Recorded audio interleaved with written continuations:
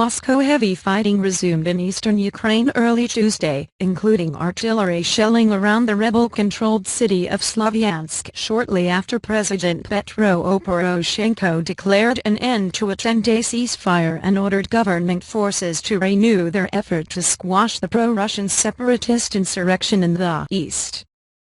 Mr. Poroshenko's announcement, in a nationally televised statement after midnight, came on the heels of 2 consecutive days of conference calls with the leaders of Russia, France and Germany that failed to yield concrete steps toward a peace agreement.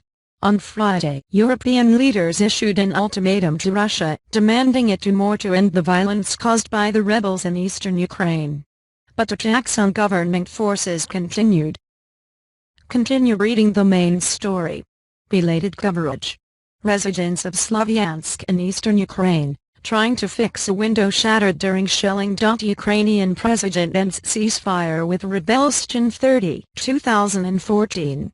A Russian metalworker attending to pipes made for the $22 billion South Stream natural gas pipeline, which is currently stalled by European Union objections. South Stream pipeline project in Bulgaria is delayed June 30, 2014. Dmytro Tymchuk, a military analyst close to the Ukrainian government, praised Mr. Poroshenko's decision, saying that the one-sided adherence to the ceasefire by the Ukrainian military had only strengthened the rebel forces, allowing them to rearm and regroup.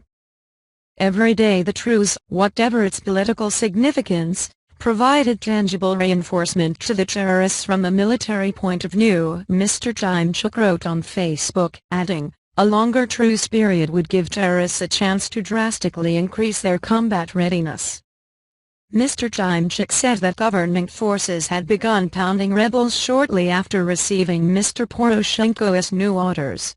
Air and artillery strikes are being carried out against all sites where there are terrorist strongholds and groups of terrorists are located, he wrote. In Kiev, the parliament speaker, Alexander Vitorchanov, confirmed that Ukrainian forces were once again on the offensive against insurgents. The active phase of the counter-terrorism operation resumed in the morning, he said, opening the day's session. Our armed forces are striking the bases and strongholds of the terrorists. Mr. Turchinov also said that Parliament was prepared to consider a request by Mr. Poroshenko to impose a state of emergency in the east, but that such a move toward martial law could only be made by the president.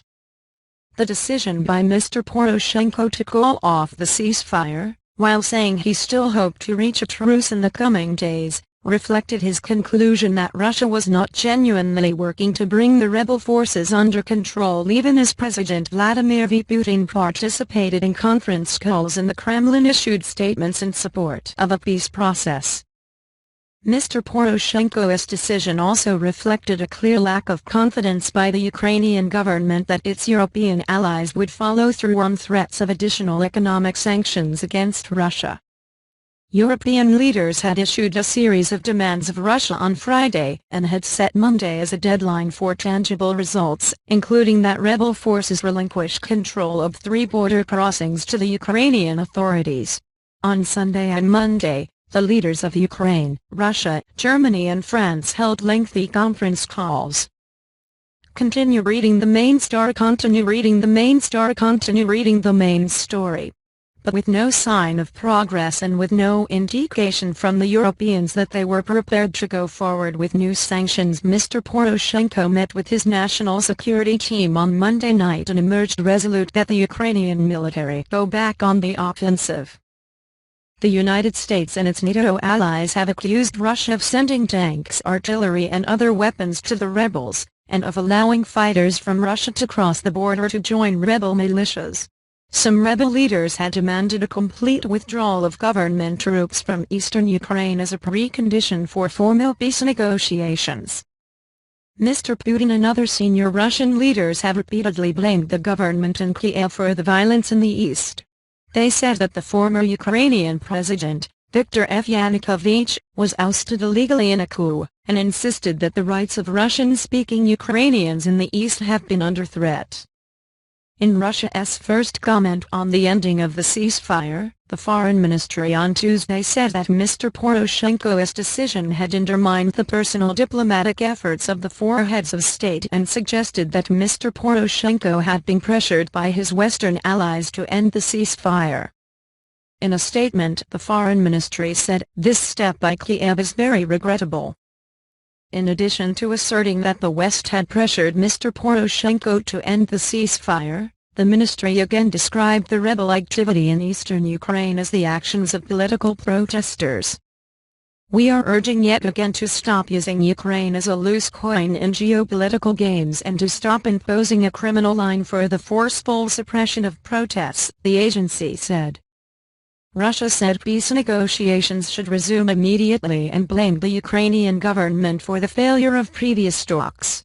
"We are convinced that the efforts to put the situation back on the negotiation track should be continued, including urgent meeting of the contact group," the ministry said. "We will assist this in every way." Two meetings of the so-called contact group, led by the former Ukrainian president, Leonid M. Kuchma, took place last week in Donetsk. In Kiev, an aide to Mr. Poroshenko, Irina Geyashenko, told reporters on Tuesday that the next session might be held in Minsk, the capital of neighboring Belarus.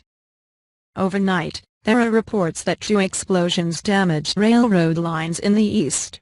A television tower serving the besieged city of Slavyansk was also destroyed by artillery fire, Ukrainian news services reported. Rebel leaders on Tuesday accused government forces of never adhering to Mr. Poroshenko's ceasefire, which he had announced unilaterally on June 20. Some rebel leaders, after initial peace talks 3 days later, had pledged to adhere to the truce, while others had said they would continue fighting. Konstantin Nyruk, a spokesman for one rebel faction, told the Interfax news service that there had never been a ceasefire. After Kiev declared its so-called ceasefire, strikes conducted by Ukrainian servicemen against Slavyansk and Semenovka did not stop for a day, Mr. Nyruk said. He said rebels had documented 200 instances of violation of the ceasefire by government troops. As a matter of fact, there was no ceasefire there, Mr. Nyruk told Interfax. The decision not to extend the ceasefire will not significantly impact military operations. The Ukrainian government has said that at least 27 of its soldiers were killed by militants in the days after Mr. Poroshenko declared the ceasefire. In Kiev, some supporters of the Ukrainian government cheered Mr. Poroshenko's decision as brave but necessary in the face of ongoing aggression by rebels and political stalling by Russia. Mustafa Naim, an influential journalist with the Ukrainska Pravda news site, wrote on Facebook, "It is a living illustration of the proverb better a horrible end than horror without end."